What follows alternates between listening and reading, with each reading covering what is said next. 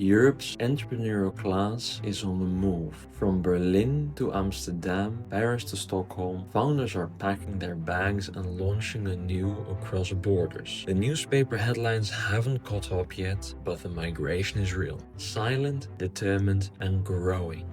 Why? The answer is not just taxes, or regulation, or talent. It's all of them, and something deeper.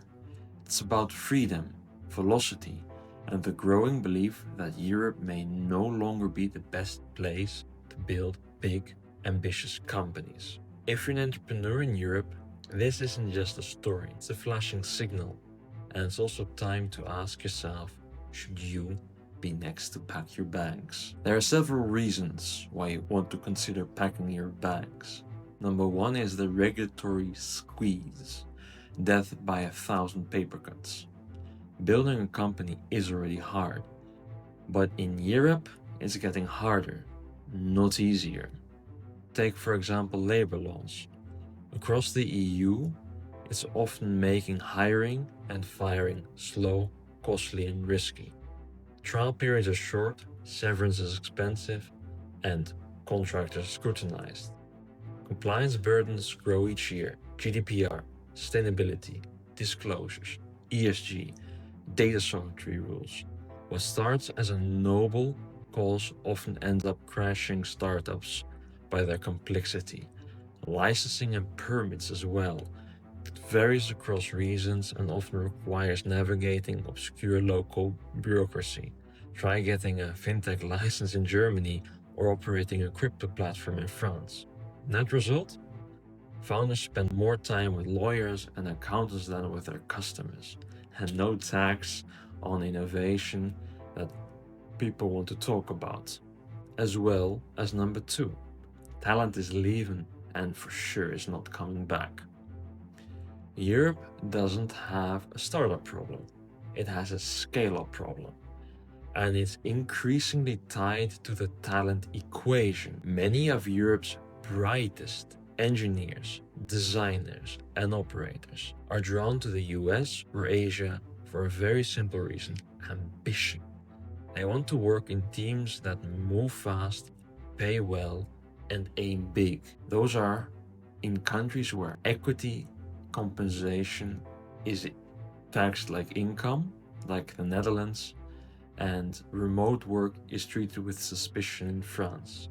Hiring from outside the EU can take months in Germany, so it's no wonder startups here struggle to attract top-tier talent. And once talent realizes they can work for a company in Austin, Toronto, or Singapore from anywhere in this world, they often leave entirely. Why stay in this shitty weather when your best people can earn more, build faster, and grow quicker elsewhere? The gravitational pull is just too hard to resist from them.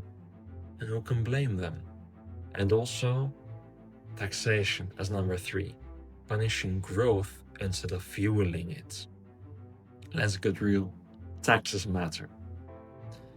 They shape behavior, they reward or punish risk, and in Europe, too often, they do the latter.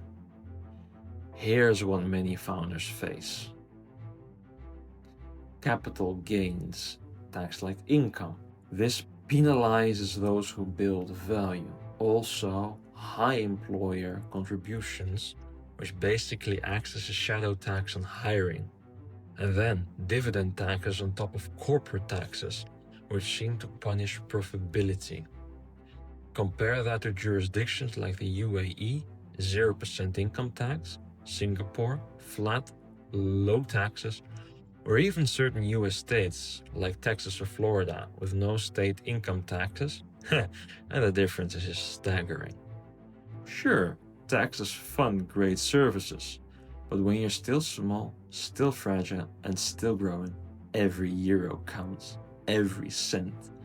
And when your runway is shortened by 20% just to pay the state, moving becomes more than a rational decision.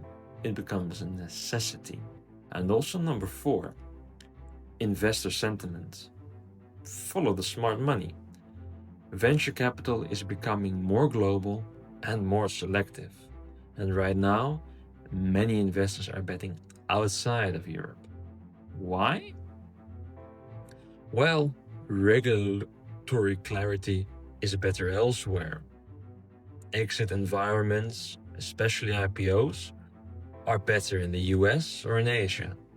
And also there's a growing perception that European founders are less aggressive, less hungry, and a lot more risk averse.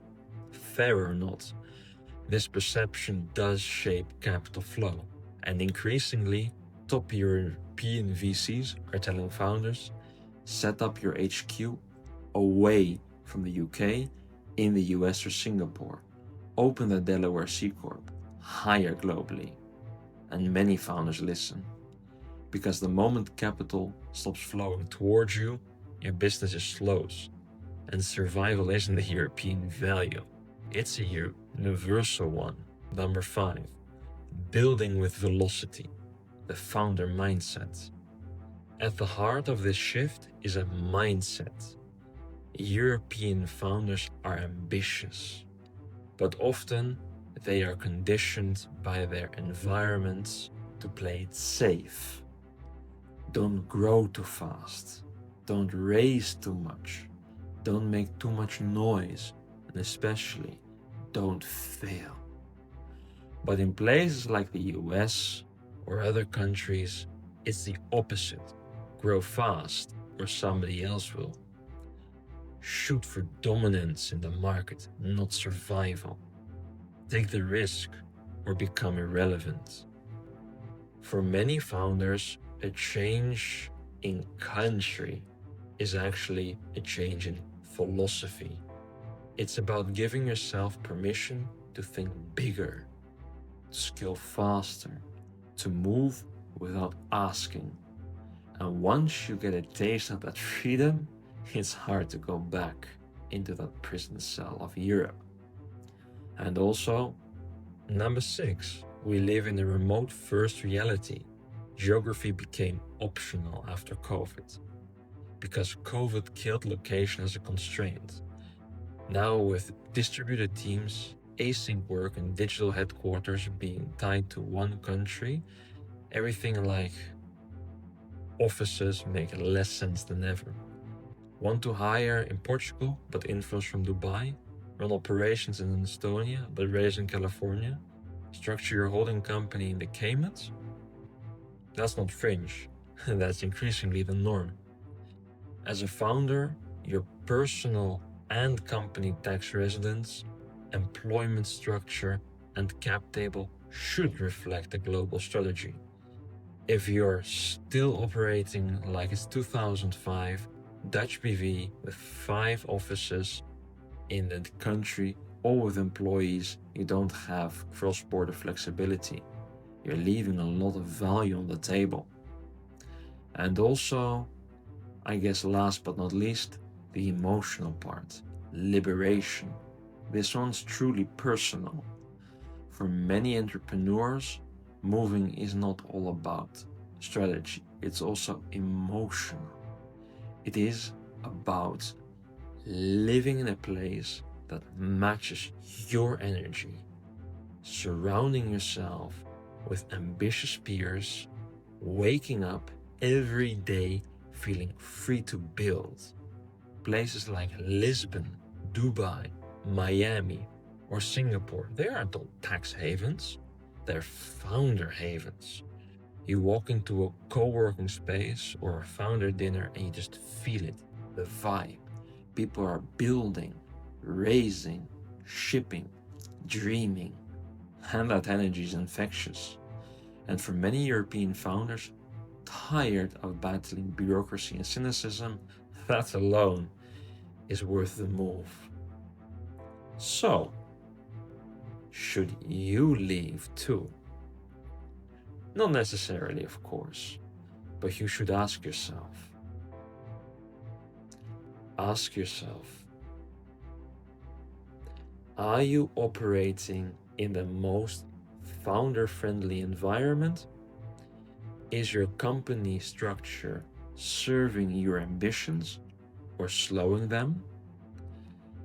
Are you spending your time building or complying?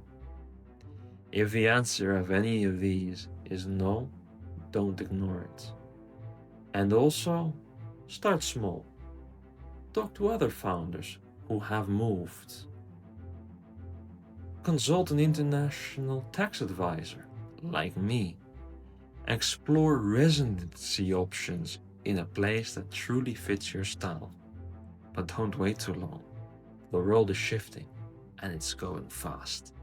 And those who act early, they don't survive, they thrive.